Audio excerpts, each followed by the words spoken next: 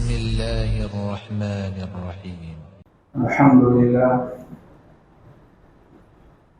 الله رب العالمين الرحمن الرحيم والشكر والسجود جماعة رب العالمين আমাদেরকে সুস্থতার নিয়ামত দান করেন আমাদেরকে পবিত্র জুমার উদ্দেশ্যে মসজিদে আসার তৌফিক দান করেছেন এজন্য রব্বে করিমের দরবারে কৃতজ্ঞতা আদায় করি আলহামদুলিল্লাহ।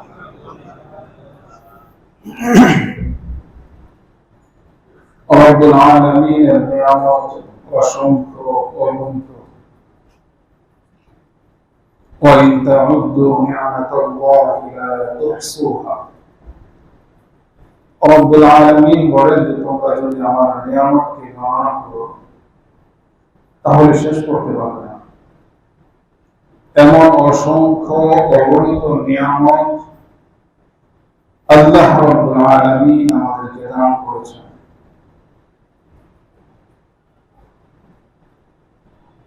নিয়ামতের অনুভূতি এটা একটি বড় নিয়ামত। রব্বুল আলামিনের কোন নিয়ামতের শুকর আমরা আদায় করব। আমরা একত্রে আযানের পূর্বে মসজিদে সমবেত হয়েছি। এখানে অনেক মানুষ আমরা এই যে একত্রে অনেক মানুষ আমরা সমবেত হতে পেরেছি এটা আল্লাহ তাআলার অনেক বড় নিয়ামত। কারণ এমন একটা সময় ছিল যখন একজন মুসলমান তার চোখ তৃষ্ণার্ত হতো আরেকজন মুসলমানকে দেখা আশা। মুসলমানের সংখ্যা এত স্বল্প ছিল, হাতের আঙ্গুলে গোনা যেত। কিন্তু আল্লাহ তাআলা এমন এক নিয়ামত আমাদেরকে দান করেছেন যে আমরা ডানে বামে যেদিকে তাকাই আমরা ঈমানদার মুসলমানকে দেখতে পাই। মুহতারাম হাজিরিন, এটা সাধারণ কোন নিয়ামত নয়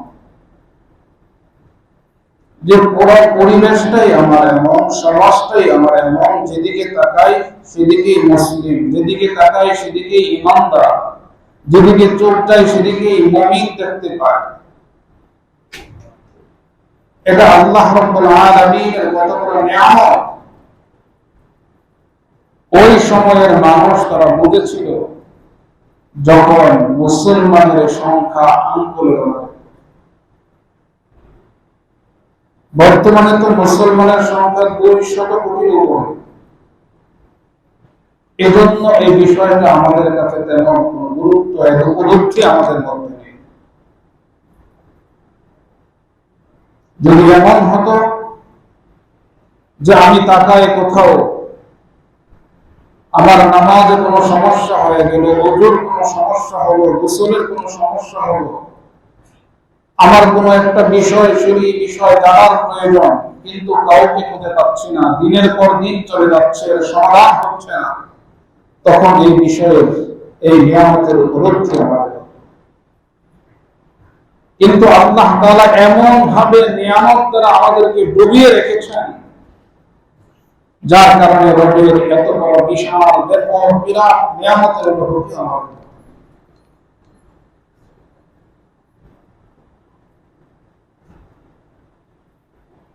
বস্তুত ঈমানের যে সৌভাগ্য, ইসলামের যে সৌভাগ্য, তাওহীদের যে সৌভাগ্য, এটাই সবচেয়ে বড় সৌভাগ্য। আল্লাহ তাআলা আমাকে ঈমান দান করেছেন, আমি ইসলামে বিশ্বাসী, তাওহীদে আমি বিশ্বাসী। এই যে বিশ্বাস, এর মূল্য দুনিয়ার সকল কিছুর চেয়ে অনেক অনেক অনেক ঊর্ধ্বে। গোটা দুনিয়া এই তাওহীদের যে মূল্য এর কাছে একেবারেই তুচ্ছ নগণ্য, তুলনা করা যায় না। একজন ঈমানদার, একজন মুমিন, একজন তাওহীদে বিশ্বাসী, তাকে যদি বলা হয় যে তোমাকে এই দুনিয়ার 10 দুনিয়া পরিমাণ সম্পদ দেওয়া হবে, বিনিময়ে তুমি তোমার তাওহীদের বিশ্বাসকে পরিত্যাগ করো। কোন ইমানদার কি রাজি হবে? কোন মুমিন সেটা মেনে নিতে পারবে? তার মুখ থেকে বুক ফাটা এক আর্তনাদ বের হবে, হে দিন দুনিয়ার মালিক, আমি কি অপরাধ করেছি তোমার দরবারে যে শয়তানের লোলুপ দৃষ্টি আমার ঈমানের উপর পড়েছে? একজন ঈমানদারের ঈমানের অনুভূতিটা হবে, একজন মুমিনের হৃদয়ের আকুতিটা হবে এই যে ঈমানের মতো দৌলত আর সম্পদ আমি অর্জন করতে পেরেছি, এর চেয়ে দামি কোনো সম্পদ হতে পারে না, এর চেয়ে মূল্যবান কিছু হবে না। মুহতারাম হাজিরিন, তুরস্কের অভিশাপ মানে যে বাদশা কামাল আতাতুর্ক, তার শাসনামলে তুরস্কের মধ্যে আরবি ভাষায় আজান নিষিদ্ধ হয়েছে। তুর্কি ভাষায় আজান দিতে হবে। যে বিষয়গুলো আমরা খুব সহজ মনে করি, যে বিষয়গুলোর আমাদের কাছে কোনো গুরুত্ব নেই, গুরুত্বহীন, যে বিষয়গুলো আমাদের সামান্যতম কোনো অনুভূতিতেও নেই, উপলব্ধি নেই, সে বিষয়গুলো আমরা বোঝার চেষ্টা করি। কামাল আতাতুর্কের সময় তুরস্কে আরবি ভাষায় আজান নিষিদ্ধ ছিল, তুর্কি ভাষায় আজান দিত। তখন তুর্কিদের অবস্থা কি ছিল? তারা কতটা কঠিন অবস্থায় ছিল, তাদের অবস্থাটা কি ছিল যখন সরকারি এই বিধিনিষেধ যখন উঠিয়ে দেওয়া হলো? প্রথম যখন আরবি ভাষায় আজান আবার মসজিদের মিনার থেকে যখন আওয়াজ আসলো আল্লাহু আকবার, মুহতারাম হাজিরিন, ওই সময়ে গোটা তুর্কি জাতির এমন এক অবস্থা হয়েছিল, সকল মানুষ, নারী, শিশু, বৃদ্ধ, যুবক, কিশোর সকলে রাস্তায় নেমে এসেছে। আনন্দে তারা নৃত্য শুরু করে দিয়েছিল। অসংখ্য দুম্ব তারা কুরবানি করেছে এই আনন্দে যে মৃত্যুর পূর্বে মদিনার ভাষায় মদিনার আজান শুনতে পেরেছি। রাসূলের সামনে এখন দাঁড়ানোর মতো মুখ আমাদের হয়েছে। মুহতারাম হাজিরিন, কিন্তু আমাদের কাছে আজানের ধ্বনিটার গুরুত্ব কত? মসজিদ থেকে আজান হয়, রাসূলের ভাষায় আজান আমরা শুনতে পাই, শরীয়তের ভাষায় আজান শুনতে পাই। এই আজানের উপলব্ধিটা আমাদের কি? এই আজানের জবাবের কথা বলা হয়েছে, কয়জন আজানের জবাব আমরা দেই? আজানের জবাব দেওয়ার পর দুরূদ শরীফ পড়া, আজানের দোয়া পড়া।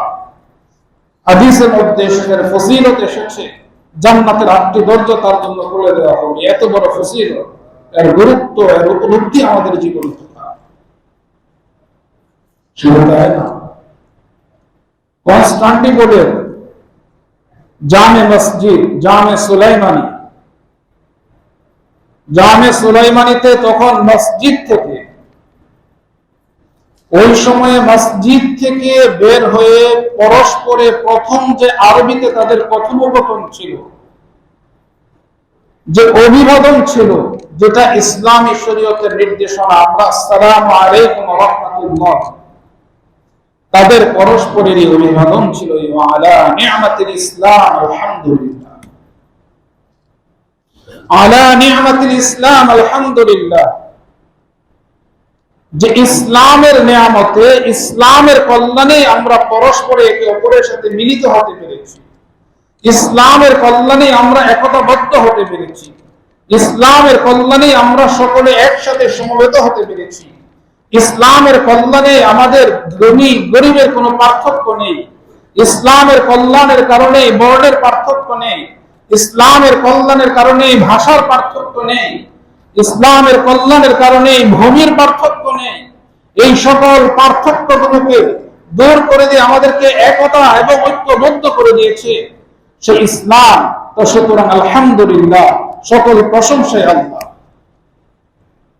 মুহতারাম হাজিরিন, বোঝার বিষয় হলো যে এই নিয়ামতগুলো তাদের থেকে ছিনিয়ে নেওয়া হয়েছিল, যার কারণে এই নিয়ামতের উপলব্ধি তাদের এসেছে। এখন আমাদের মাঝে এই নিয়ামতগুলো এমন, এই নিয়ামতে আমরা আকণ্ঠ ডুবে আছি, যার কারণে আমাদের কোনো উপলব্ধি নেই, কোনো অনুভূতি নেই যে কত বড় নিয়ামত। আল্লাহু আকবার, আযানের এই ধ্বনি কত বড় নিয়ামত। মসজিদের মধ্যে একত্রে এক ইমামের পিছনে জামাত আদায় করতে পারা, কত বড় নিয়ামত। একই কাতারে ধনী গরিবের পার্থক্য, সবকিছু নেতা এবং কর্মীর পার্থক্য বলে পাশাপাশি একই কাতারে দাঁড়িয়ে সালাত আদায় করতে পারা। মুহতারাম হাজিরিন, যখন এই নিয়ামতগুলো ছিনিয়ে নেওয়া হয়েছে তখন তারা উপলব্ধি করেছে। যখন এই নিয়ামতগুলো ছিনিয়ে নেওয়া হয়েছিল তাদের ভিতরটা জ্বলে পুড়ে অঙ্গার হয়ে গিয়েছিল। মুহতারাম হাজিরিন, এখন এই নিয়ামত আমাদের মাঝে অবারিত, যার কারণে এই উপলব্ধি আমাদের মধ্যে। রব্বুল আলামিন মুহতারাম হাজিরিন আমাদেরকে নিয়ামত দান করেছেন। ইসলামের কল্যাণে এই নিয়ামত আমরা পেয়েছি, সুতরাং ইসলামের প্রতি আমাদের কৃতজ্ঞ হওয়া উচিত। নিজের জীবনের সকল কিছু থেকে ইসলামের মূল্যায়ন, ঈমানের মূল্যায়ন করা উচিত। যতদিন পর্যন্ত আমরা আমাদের কাছে ঈমান নামক এই সম্পদের মূল্য দিতে আমরা শিখব, ঈমানের মোকাবেলায় গোটা দুনিয়াকে আমরা বিসর্জন দিতে শিখব, ততদিন পর্যন্ত আসমান থেকে কল্যাণের ঝর্ণা দ্বারা বইতে থাকবে। রব্বুল আলামিন এই নির্দেশনা দিয়েছেন, ওয়াতাসিমু বিহাবলিল্লাহি জামিআ ওয়া লা তাফাররাকু। আল্লাহ রাব্বুল আলামিন ঈমানদারকে, মুসলিমদেরকে, তাওহীদে বিশ্বাসী যারা তাদেরকে বলেন যে ওয়াতাসিমু বিহাবলিল্লাহ, আল্লাহ তাআলার হাবল, আল্লাহ তাআলার রজ্জুকে তোমরা আঁকড়ে ধরো। ওয়া লা তাফাররাকু, পরস্পরে তোমরা বিচ্ছিন্ন হও, শতদা দলে বিভক্ত হও না।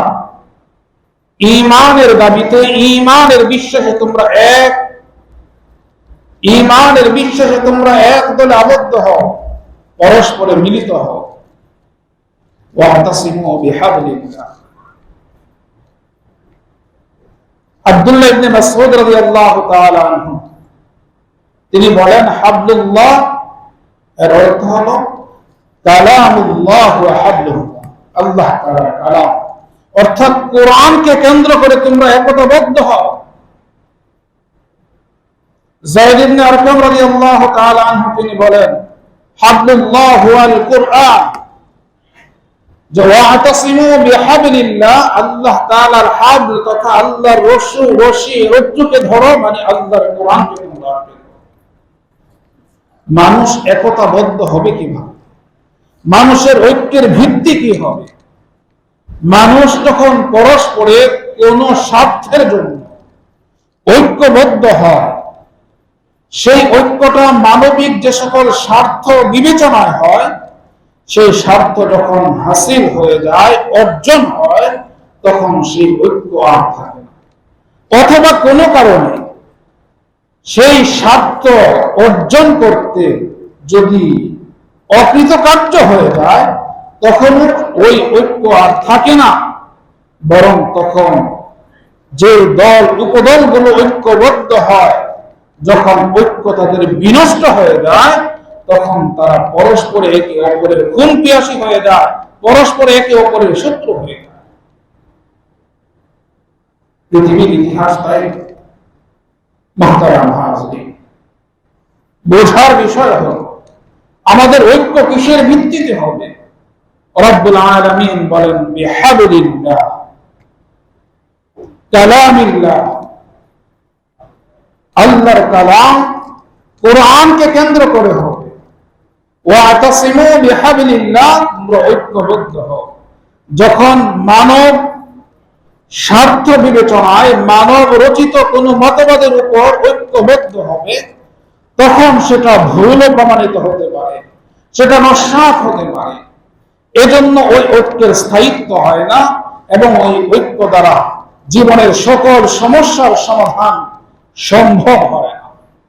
তো সুতরাং ঐক্যবদ্ধ হবে কিসের ভিত্তিতে? কোন চিন্তার উপরে, কোন চেতনার উপরে ঐক্যবদ্ধ হবে? রব্বুল আলামিন ঐক্যের কথা বলেছেন বিহাবলিল্লাহ, যে আল্লাহর কোরআনকে, আল্লাহর বিধানকে, আল্লাহর হুকুম আহকামকে কেন্দ্র করে তোমরা ঐক্যবদ্ধ হবে।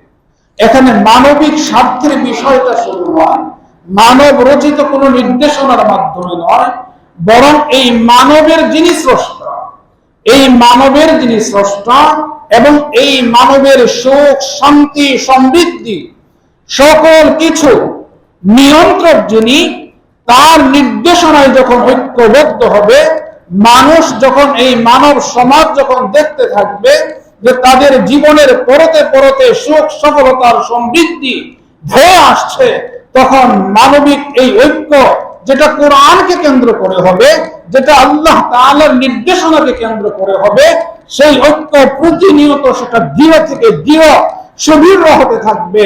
এটাই বলা হয়েছে মুহাম্মাদুর রাসূলুল্লাহ ওয়াল্লাযীনা মাআহু আশিদ্দাউ আলাল কুফার রুহামাউ বাইনাহুম, যে মুহাম্মদ আরবি সাল্লাল্লাহু আলাইহি ওয়াসাল্লামের যারা আসহাব, যারা সাথী সঙ্গী ছিলেন, সাহাবায়ে কেরাম রিদওয়ানুল্লাহি আলাইহিম আজমাইন, যেদিন কেউ ঈমান এনেছেন রাসূলের নিকট, ঈমান এনে যখন সাহাবী হওয়ার মর্যাদা অর্জন করেছেন, পরস্পরে তাদের আন্তরিকতা এতটাই গভীর ছিল, এতটাই নিবিড় ছিল, দিন যত গিয়েছে, সময় যত অতিক্রান্ত হয়েছে, সেটা উত্তর উত্তর আরো সুদৃঢ় হয়েছে, আরো গভীর হয়েছে, আরো নিবিড় হয়েছে।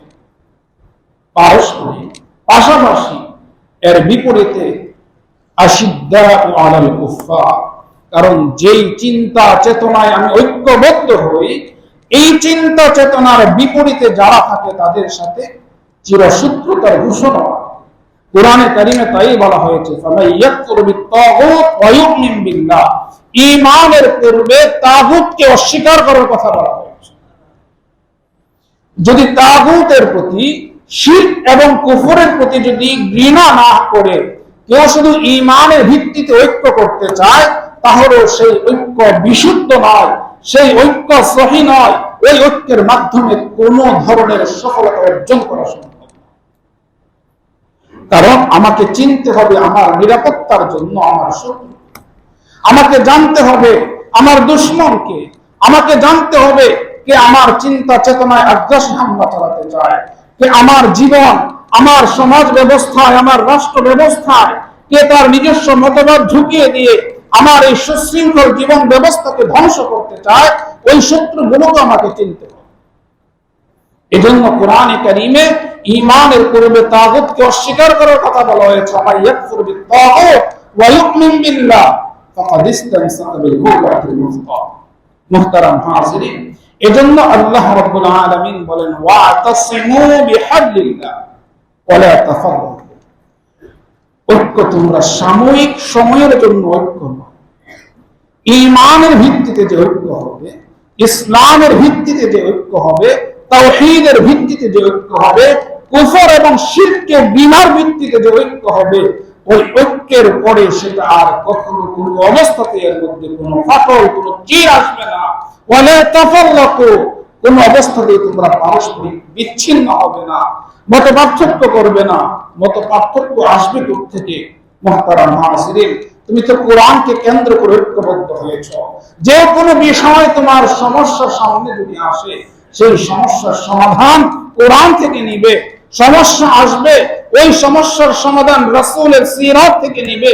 সুতরাং সেখানে যাদের মাধ্যমে যেই সমাজে ঐক্য হয়, ওই সমাজের কোন মানব, কোন সদস্যের কোন মতাদর্শ এখানে তো মুহতারাম হাজিরিন কার্যকর নয়। এখানে কার্যকর হলো রব্বুল আলামিনের কালাম, এখানে কার্যকর হলো রাসূল করিম সাল্লাল্লাহু আলাইহি ওয়াসাল্লামের সুন্নাহ। তো সুতরাং সেখানে মত পার্থক্যের কোনো সুযোগ নেই, কারণ ঈমানের ভিত্তিতে যে ঐক্যবদ্ধ হয়েছে, কোরআনের কোন বিষয়কে পাশ কাটিয়ে যাওয়ার হিম্মত সে করে না, কল্পনাও সে করে না। রাসূল করিম সাল্লাল্লাহু আলাইহি ওয়াসাল্লামের আদর্শকে উপেক্ষা করবে এমন স্পর্ধা কেউ দেখাবে না। তো সুতরাং সেই ঐক্য দৃঢ় থেকে দৃঢ় হবে, গভীর থেকে গভীর হবে, নিবিড় থেকে নিবিড় হবে। রব্বুল আলামিন তারপরেও আবার সতর্ক করেন ওয়ালা তাফাররাকু, যে তোমরা কোরআনকে কেন্দ্র করে, ঈমানকে কেন্দ্র করে, তাওহীদকে কেন্দ্র করে, কুফর এবং শিরককে, বিনাকে কেন্দ্র করে তোমরা ঐক্যবদ্ধ হবে, পরস্পর বিচ্ছিন্ন। ওয়াজকুরু নি'মাতাল্লাহি আলাইকুম, ওয়াজকুরু নি'মাতাল্লাহি আলাইকুম। রব্বুল আলামিন বলেন যে তোমরা স্মরণ করো ওই সময়ের কথা,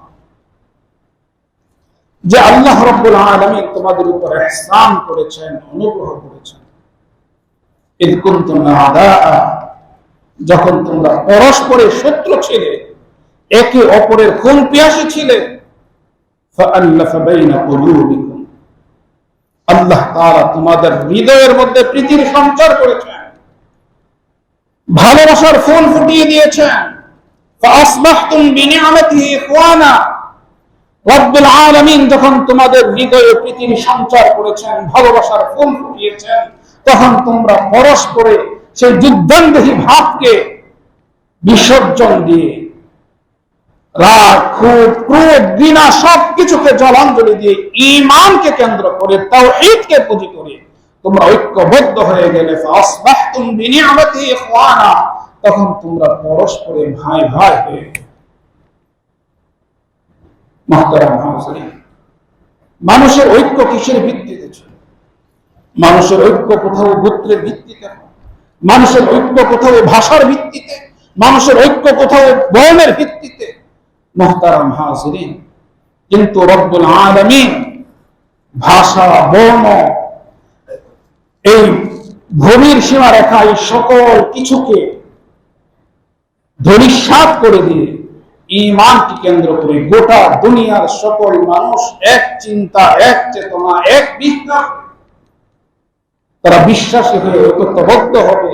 রব্বুল আলামিন ওই নির্দেশনা দিয়েছেন, কারণ এই জমিনকে আল্লাহ রব্বুল আলামিন সৃষ্টি করেছেন এখানে ফাসাদের জন্য নয়। এই জমিনকে সৃষ্টি করেছেন জুলুমের বাজারকে গরম করার জন্য নয়, বরং রব্বুল আলামিন ঘোষণা দিয়েছেন, قال ربك للملائكة إني جاعل في الأرض خليفة। রব্বুল আলামিন এই জমিনের মধ্যে তার খলিফা তিনি নিযুক্ত করেছেন, তার প্রতিনিধি পাঠিয়েছেন। কেন প্রতিনিধি কেন পাঠানো হয়? প্রতিনিধির দায়িত্ব কি, তার কর্তব্য কি, তার করণীয় কি?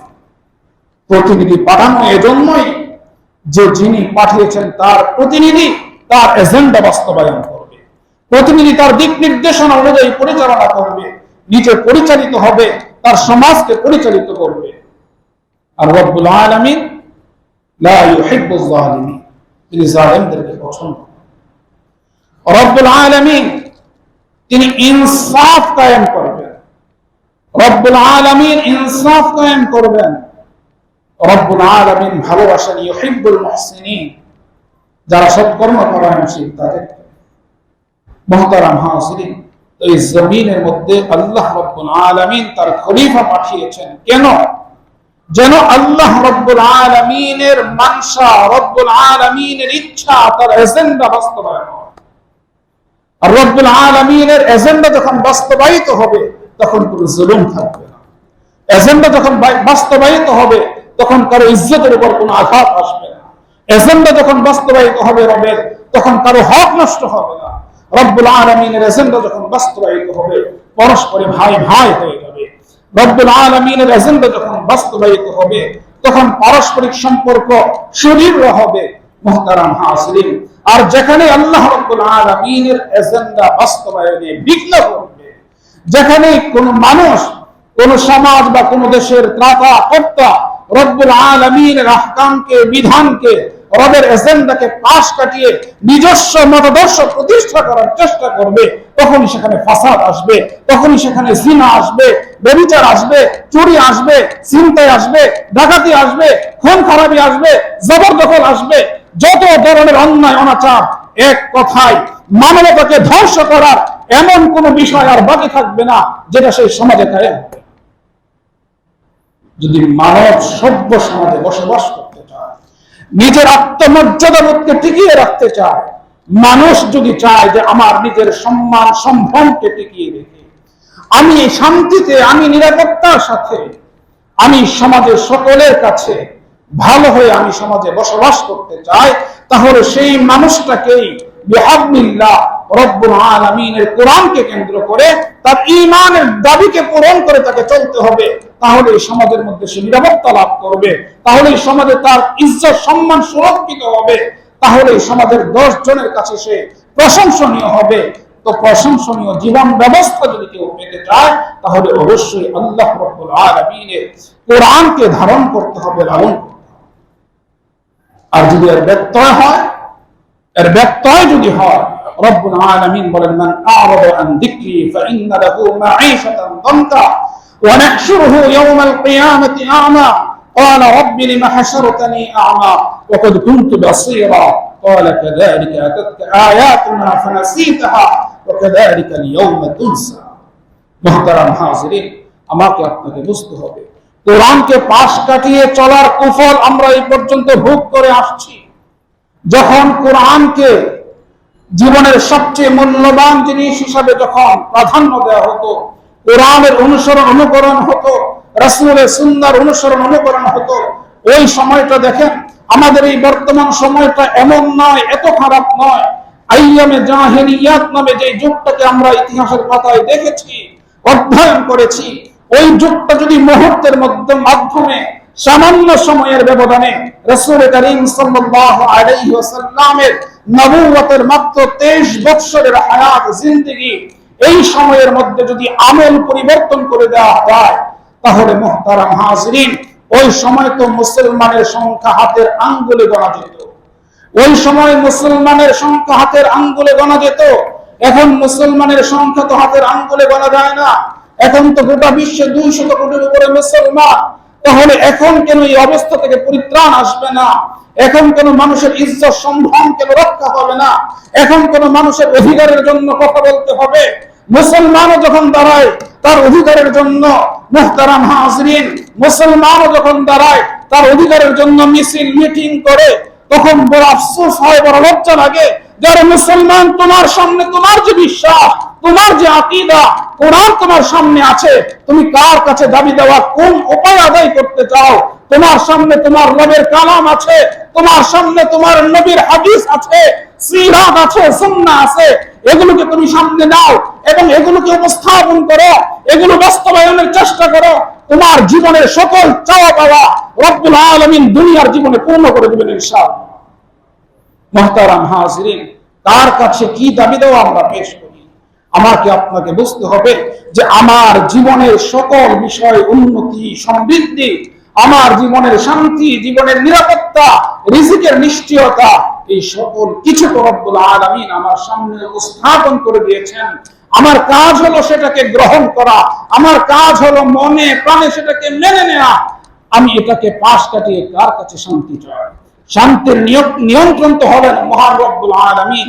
তো সুতরাং যিনি নিয়ন্ত্রক, তার থেকে দূরে সরে, যিনি শান্তির মালিক, তার কাছ থেকে দূরে সরে যায়, যিনি নিরাপত্তার মালিক, তার থেকে দূরে সরে যায়, যিনি হক প্রদান করবেন, তার থেকে দূরে সরে যায়। মুহতারাম হাজিরিন, আমার হক সুরক্ষিত হবে কিভাবে? নিরাপত্তা আসবে কিভাবে? শান্তি নিশ্চিত হবে কিভাবে? কোরআনকে পাশ কাটিয়ে শান্তি আসতে পারে না, কোরআনকে পাশ কাটিয়ে নিরাপত্তা আসতে পারে না, কোরআনকে পাশ কাটিয়ে কারো ইজ্জত সম্ভ্রমের সুরক্ষার নিশ্চয়তা দেওয়া যায় না। এজন্য মুহতারাম হাজিরিন, রব্বুল আলামিন বলেন, ওয়াজকুরু, স্মরণ করো, নিয়ামতাল্লাহি আলাইকুম, তোমাদের উপর আল্লাহ তাআলার নিয়ামতের কথাগুলো, কত নিয়ামত দ্বারা আল্লাহ তাআলা তোমাদেরকে ধন্য করেছেন। ইয কুনতুম আ'দা, তোমরা পরস্পরে শত্রু ছিলে, পরস্পরে তোমরা কোন পিয়াসী ছিলে, যুদ্ধাঙ্গহী ভাব নিয়ে তোমরা পরস্পরে বিরাজ করতে, সমাজে চলাফেরা করতে। সেই অবস্থা থেকে তোমাদেরকে আমি পরিবর্তন করে দিলাম। ফাআল্লাফা বাইনা কুলুবিকুম, তোমাদের অন্তরকে আমি ঘুরিয়ে দিলাম। ফাআল্লাফা বাইনা কুলুবিকুম, হৃদয়ের মধ্যে প্রীতি সঞ্চার করলাম, ভালোবাসা উগলে দিলাম। ফাআসবাহতুম বিনিআমাতি ইখওয়ানা, এখন তোমরা তোমাদের শত্রুতা ভুলে গিয়ে ভাই ভাই হয়ে গিয়েছো। فأصبحتم بنعمتي إخوانا وكنتم على شفا حفرة من النار, তোমাদের অবস্থা তো ছিল এই, তোমরা তো একেবারে জাহান্নামের গর্তের কিনারার মধ্যে চলে গিয়েছিলে। কুনতুম শাফা হুফরাতিন মিনান নার, জাহান্নামের যে গর্ত, ওই গর্তের একেবারে পারে চলে গিয়েছিলে, একেবারে কর্নারে চলে গিয়েছিল। আনকাযাকুম মিনহা, সেখান থেকে আমি তোমাদেরকে টেনে নিয়েছি, সেখান থেকে আমি তোমাদেরকে তুলে নিয়েছি। কেন? মুহতারাম হাজিরিন, কাযালিকা ইউবাইয়িনুল্লাহু লাকুম আয়াতি লাআল্লাকুম তাহতাদুন, রব্বুল আলামিন বলেন যে তোমাদেরকে সেখান থেকে আমি তুলে নিয়ে এসেছি, উদ্ধার করেছি, পরিত্রাণ দিয়েছি ওই জাহান্নাম থেকে, যেখানে তুমি বশীভূত হয়ে যেতে, যেখানে তুমি ছাই হয়ে যেতে, সেই জাহান্নাম থেকে তোমাকে আমি উদ্ধার করেছি।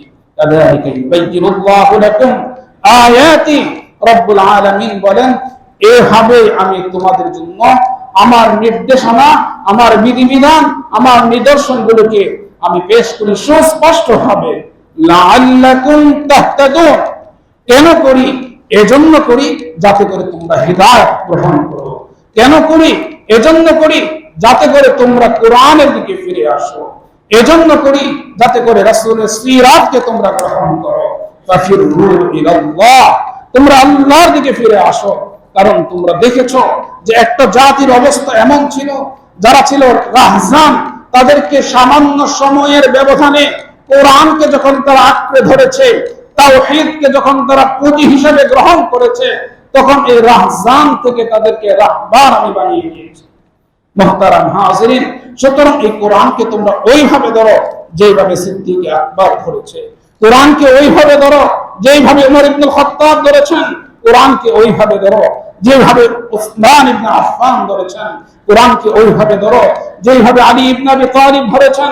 কোরআনকে ওইভাবে ধরো যেভাবে রাসূল করিম সাল্লাল্লাহু আলাইহি ওয়াসাল্লামের আশরে মুবাশশারা, আসহাবে বদর, সকল সাহাবায়ে কেরাম যেভাবে কোরআনকে আঁকড়ে ধরেছেন, তাওহীদের বিশ্বাসকে পুঁজি করে নিজেদের সকল কিছু তারা নির্ধারণ করেছেন, সকল সমস্যার সমাধানে তাওহীদের বিশ্বাসকে প্রাধান্য দিয়েছেন।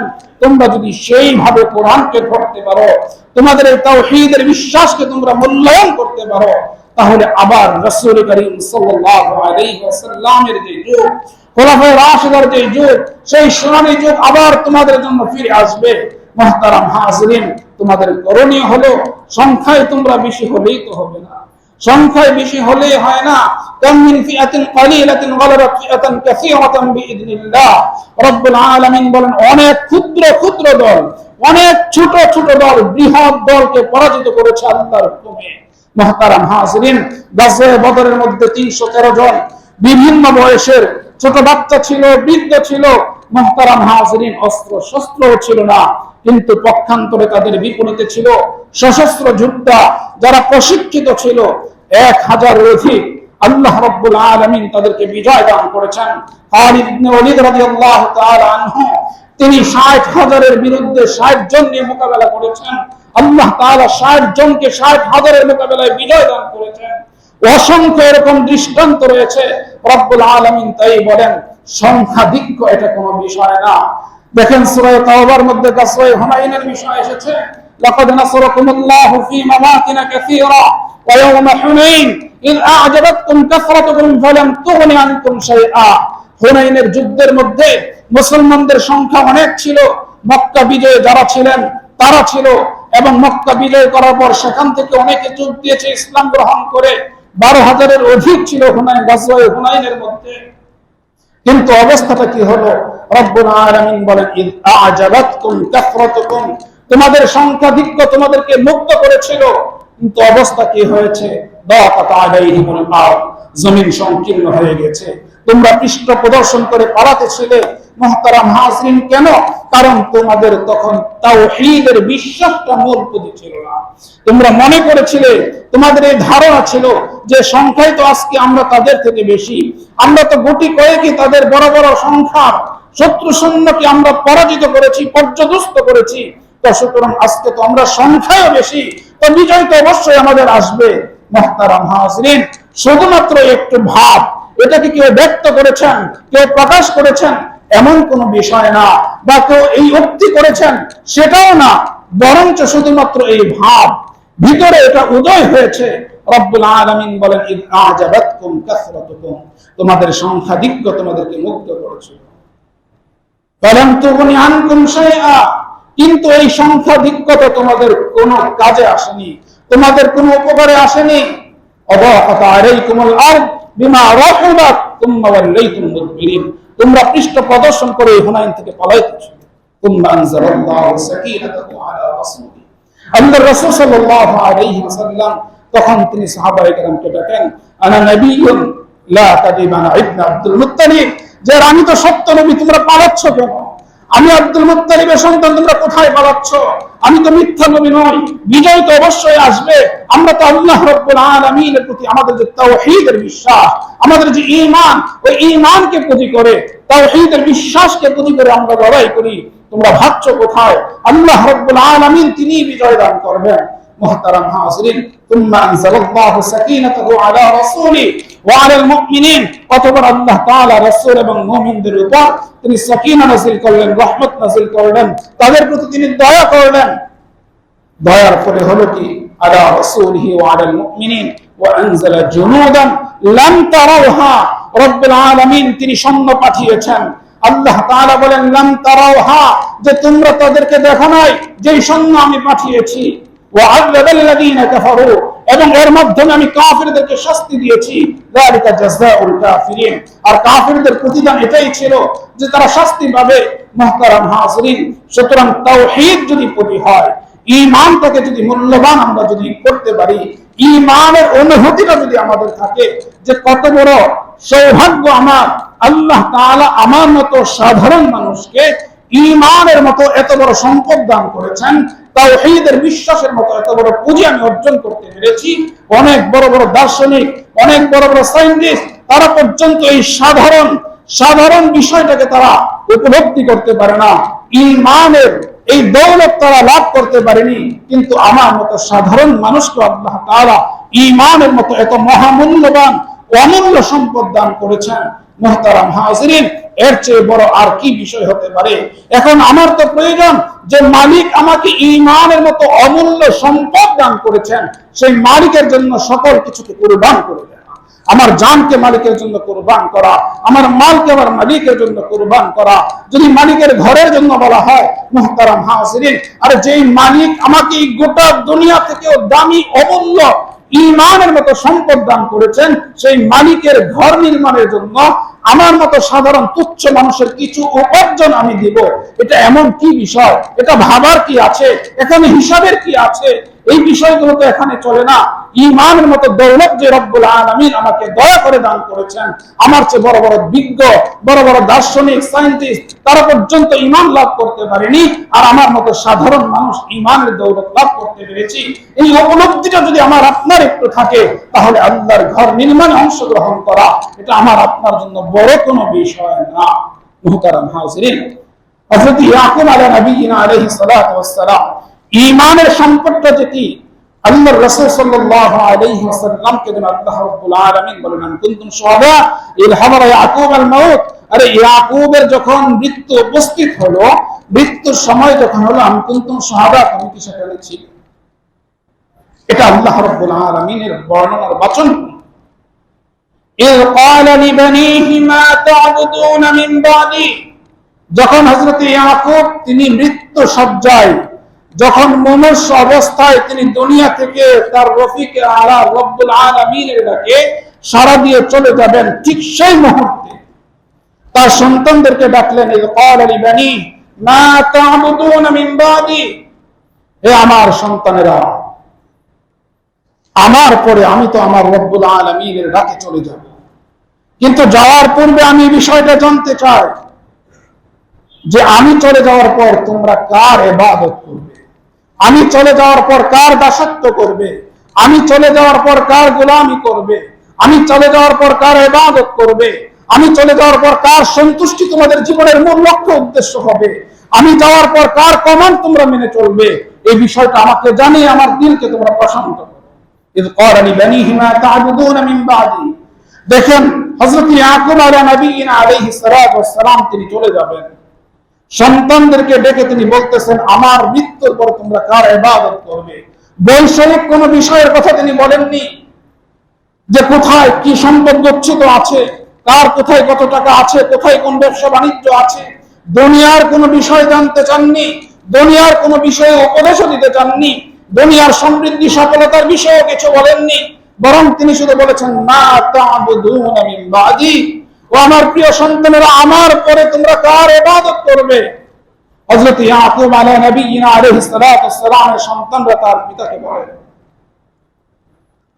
ক্বালু না'বুদু ইলাহাক ওয়া ইলাহা আবাইক ইব্রাহিম ইসমাঈল ইসহাক ইলাহা ওয়াহিদা ওয়া নাহনু লাহু মুসলিমুন। ইয়াকুব আলাইহিস সালামের সন্তানরা বলেন, যে আমার পিতা, না'বুদু ইলাহাকা, আমরা আপনার ইলাহের ইবাদত করব। আপনি যে ইলাহের ইবাদত করেছেন, আপনি যে রবের গোলামি করেছেন, আপনি যে রবের কুদরতি কদমে সিজদা দিয়েছেন, আমরা ওই রবেরই গোলামি করব, ওই রবের কুদরতি কদমেই সিজদা দিব, ওই রবের সন্তুষ্টি কল্পেই কাজ করব। আমাদের জীবনের লক্ষ্য উদ্দেশ্য একটাই, আপনার পরেও থাকবে, সেটা হলো আপনার যেমন জীবনের সবচেয়ে বড় লক্ষ্য উদ্দেশ্য ছিল যে আপনার রবের সন্তুষ্টি, আপনার ইন্তেকালের পরে আমাদের জীবনের লক্ষ্য উদ্দেশ্য থাকবে ওই রবেরই সন্তুষ্টি। আপনার যিনি ইলাহ, আপনার পূর্বপুরুষ হযরত ইব্রাহিম, ইসহাক, ইসমাঈল, তাদের যিনি ইলাহ, তাদের যিনি রব, আমরা তার ইবাদত করব। ইলাহ ওয়াহিদা, যিনি এক, যিনি অদ্বিতীয়, যার কোনো শরীক নেই, ওই একক সত্তার ইবাদত করব। আমরা তাওহীদে বিশ্বাসী, ওয়া নাহনু লাহু মুসলিমুন, আর আমরা তো তার কাছে আত্মসমর্পণ করেছি। তো সুতরাং আমাদের পাশ কাটানোর কোনো সুযোগ নেই, মুখ ফিরানোর কোনো সুযোগ নেই, পৃষ্ঠ প্রদর্শনের কোনো সুযোগ নেই, আমাদেরকে তার কাছেই ফিরে যেতে হবে। মুহতারাম হাজিরিন, হযরত ইয়াকুব আলা নবিয়িনা আলাইহিস সালাতু ওয়াস সালাম যখন এই প্রশ্ন করেন, তার সন্তানরা পিতাকে সন্তুষ্ট করে দেন, আপনি নিশ্চিন্তে আপনার রবের আহ্বানে সাড়া দিন, আপনার পরেও ওই রবের ইবাদতই আমরা করব। মুহতারাম হাজিরিন, কি হবে ওই রবের ইবাদত করলে? ওয়ালাউ আন্না আহলাল কুরা আমানু ওয়াত্তাকাউ লাফাতাহনা আলাইহিম বারাকাতিন মিনাস সামাই ওয়াল আরদ। রব্বুল আলামিন বলেন, যদি তারা ঈমান আনতো, আন্না আহলাল কুরা, এই জনপদের অধিবাসীরা যদি ঈমান আনে আল্লাহর প্রতি এবং আল্লাহকে যদি ভয় করে, আল্লাহর প্রতি ঈমান আনে, আল্লাহকে ভয় করে, লাফাতাহনা আলাইহিম বারাকাতিন মিনাস সামা ওয়াল আরদ, আমি আসমানের ধনভাণ্ডার এবং জমিনের ধনভাণ্ডারের সকল দরজাগুলো তাদের জন্য উন্মুক্ত করে দিই।